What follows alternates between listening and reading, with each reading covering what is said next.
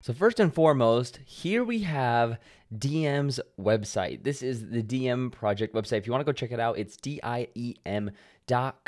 For those of you who are in the United States, it's -en/US.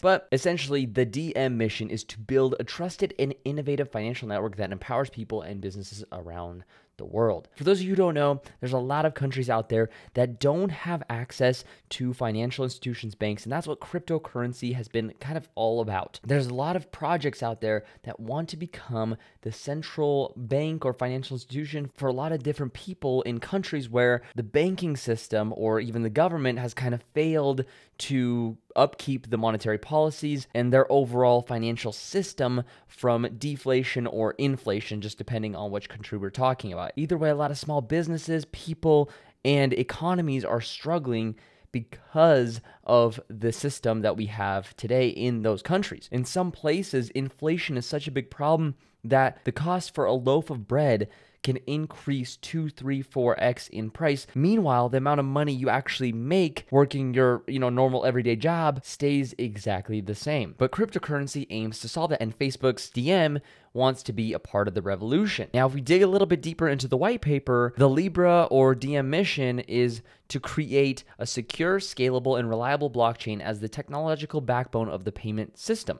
Libra coins that are backed by the Libra reserve of assets made up of cash or cash equivalents and very short-term government securities, and governance by the Independent Libra Association and its subsidiary Libra Networks tasked with developing and operating the payment system. Now, depending on how many coins are going to be issued, I have no doubt in my mind that Facebook has the right amount of cash reserves to be able to actually uphold its promises of having cash and cash equivalents in its bank account, unlike a project that we know is already on the market, which is Tether. So we'll have to see how this all plays out, but so far they're not promising something that they can't uphold. Now, when talking about the Libra blockchain, the goal of the Libra blockchain is to serve as a foundation for financial services, including a new global payment system that means the daily financial needs of billions of people. Through the process of evaluating existing options, we decided to build a new blockchain based on the following 3 requirements. 1, able to scale to billions of accounts, which requires high transaction throughput, low latency, and an efficient high-capacity storage system. 2, highly secure to ensure the safety of funds and financial data. And 3 is to be flexible so that way it can power future innovation in financial services. And simply put, they want to be a blockchain that competes with Bitcoin at the same time as being as scalable and easy to use as projects like Ethereum or maybe Polkadot or any other Ethereum competitors that are out there. And there's tons of them, so I won't mention them here, but if you want to see a whole video on Ethereum competitors, I can do that. Just make sure to smash the like button down there, and I will do a video based off of how many likes we get. So next, let's talk about how the Libra blockchain is going to be designed. So essentially, it's going to be designed from the ground up to holistically address these requirements and build on learnings from existing projects and research. But the 3 main highlights are going to be 1, designing and using the Move programming language. So for those of you who are curious what language they're going to use, it's going to be the Move language. And 2, they're going to be using a Byzantine fault tolerant or BFT consensus approach. And 3, adopting and iterating on widely adopted blockchain data structures. Now,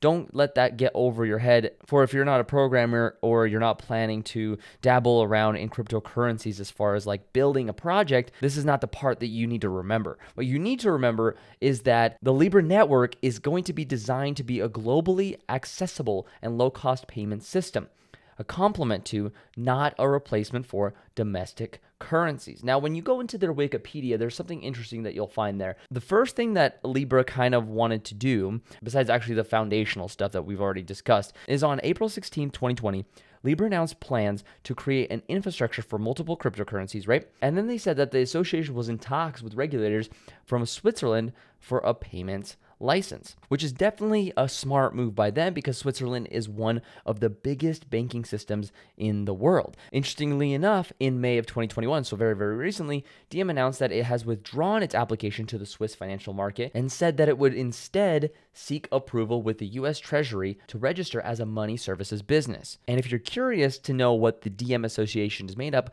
well, they already have payments, which is payyoucheckout.com. They have technology and marketplaces, which is the Facebook's subsidiary Nova Financial, Farfetch, Lyft, Spotify, Uber, Shopify. Another really big name that you want to pay attention to is Coinbase. And yes, that means they are directly competing with PayPal, Square, Stripe, Visa, MasterCard in the future. That's what Facebook wants to do, and that totally makes sense. Now, any other company could have built something like this, especially companies like Amazon or maybe even eBay if they ever caught up to the advancement of Amazon. But Facebook seems to be in the running for first place when it comes to this, especially if they're already working with US government. Now, originally they were aiming to launch early 2021, but because of certain things like the pandemic and also being in talks with Switzerland and the United States, obviously that's pushed back their deadline quite a bit. And now they're trying to launch a pilot with a single stablecoin pegged to the US dollar in 2021. And while they've been building this project, they also had a little bit of backtracking and faced strong opposition from regulators and lost several key backers and executives during the process. Of course, making a stablecoin that is also back to the US dollar, all at the same time as being this conglomerate corporation as Facebook, there's going to be some very, very big regulatory talks around this subject before it comes onto the public markets. And you might be asking, why does Facebook want to make a currency? Well, Facebook has its own interest in digital cash that predates Diem. The social network ran a virtual currency called credits for about 4 years as a way to make payments on games played within Facebook. Mark Zuckerberg, Facebook's CEO, has said that sending money online should be as simple as sending photos. Diem is designed to make it easier and cheaper for people to transfer money online, which might also attract new users to the social network. So it's a win-win for Facebook and its users and, of course, other people as well. And the reason why it kind of makes sense for Facebook to do this is because they actually have the most amount of accounts when it comes to social media platforms as of right now. And you might be sitting there wondering, wait, isn't Venmo and Cash App already kind of doing this where you can send money virtually pretty quickly and have it in your account instantaneously? Well, that's where things get a little bit more complicated. In fact, the money actually doesn't go from point A to point B instantly. The way that those systems work right now is that when you send the money, let's say through Venmo, and it withdraws from your bank, it's still in pending status for 2 to 3 business days, subject to all financial institutions. But the way that the user on the other end gets it instantly is that the transaction has already been logged in a ledger, and it's saying that, hey, you agreed to pay, let's say, Bob that $100, and we're going to lend that $100 to Bob right away so he can get it, but it won't officially clear the network for 2 to 3 days, even though it's already left your account. So that 2 to 3 day limbo is what Diem and Libra and Facebook are trying to solve. And not only them, but a lot of cryptocurrency projects are trying to solve that very issue. Bitcoin was kind of the first one that had managed to solve it, but the problem is it's expensive to send and also takes a very long time. Now, of course, it is secure, but it's not very easy to use. So, of course, the easier you make it to use and the more available you make it to people, aka through a platform like Facebook, the more chance that that project has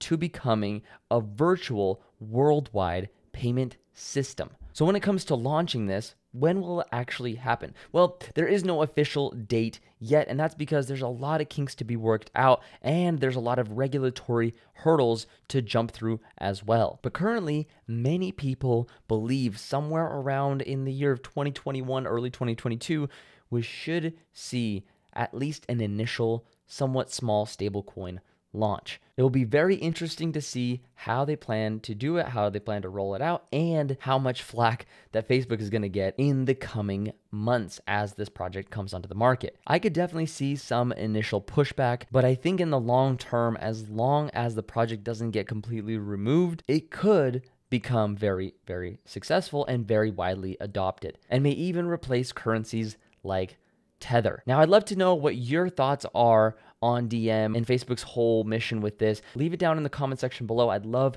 to hear from you.